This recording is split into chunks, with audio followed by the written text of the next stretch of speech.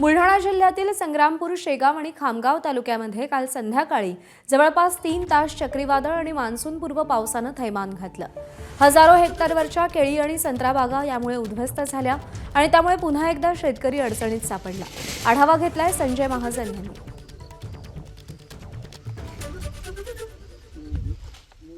काल सायंकाळी बुलढाणा जिल्ह्यातील संग्रामपूर, शेगाव आणि खामगाव तालुक्यात चक्रीवादळ आणि मान्सूनपूर्व पावसाने धुमाकूळ घातला। या परिसरात आलेल्या 3 तास हे वादळ होतं आणि त्यामुळे या परिसरातील केळीची अवस्था ही झालेली आहे।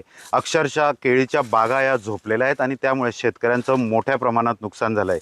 केळी असू देत, संत्रा असू देत, मोठी मोठी झाडं उन्मळून पडलीत, रस्तेसुद्धा बंद झाले होते आणि केळीच्या बागांचं मोठ्या प्रमाणात या परिसरात नुकसान झालेलं आहे। 3 एकराचा बागमध्ये आज एकही झाड उभं नाही आहे। काल या बागेचा सौदा झाला होता, इराणसाठी एक्सपोर्टसाठी हा माल जाणार होता, परंतु आज व्यापारी फोनही उचलायला तयार नाही आहेत, कारण की आज एकही झाड या क्षेत्रातलं उभं परिस्थितीत नसल्यामुळे व्यापाऱ्याने शेतकऱ्याकडे आमच्याकडे पाठ फिरवली आहे। या नैसर्गिक आपत्तीत आमच्या ज्या भावना आहेत आम्ही ह्या शब्दात व्यक्तच करू शकत नाही आहे साहेब। तरी किती नुकसान झालं?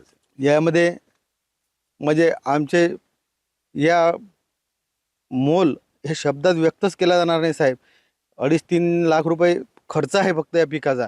आतापर्यंत गेले 3 पिकं घेतले गेले नाही आहेत, म्हणजे जवळचे पैसे आतापर्यंत पिकाला लागवड याचा जर हे केला तर म्हणजे आमच्यासाठी आत्महत्या केल्याशिवाय दुसरा पर्यायच नाही।